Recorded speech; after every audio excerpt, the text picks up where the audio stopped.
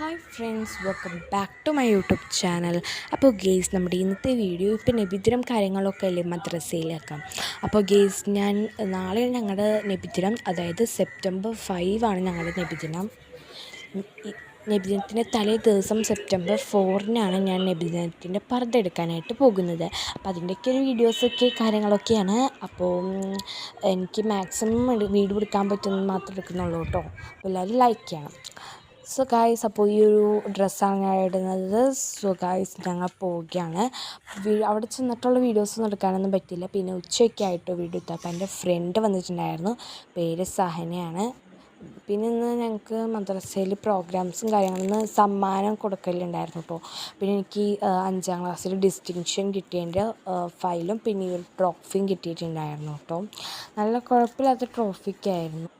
അപ്പോൾ ട്രോഫിയും കാര്യങ്ങളൊക്കെ ഞാൻ എടുത്ത് വെച്ചു. പിന്നെ നാളെ നബിദിനമല്ലേ, സോ നാളെ 7:30 ഞങ്ങൾക്ക് ചെല്ലണം. സോ ഡ്രസ്സും കാര്യങ്ങളൊക്കെ നേരത്തെ എടുത്ത് സെറ്റാക്കി വെക്കാമെന്ന് വിചാരിച്ചു. ഈ ഒരു പർദ്ദയാണ് എൻ്റെ എന്ന് അറിയുന്നത്. ഹാൻഡ് വർക്ക്സും കാര്യങ്ങളൊക്കെ ഉണ്ട്.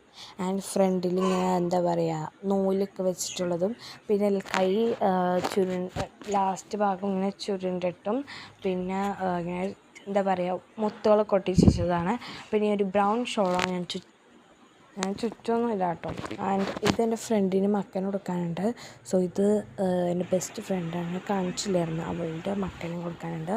ആൻഡ് ഗൈസ്, പിന്നെ ഞാൻ ഉറങ്ങി, രാവിലെ എണീച്ചു.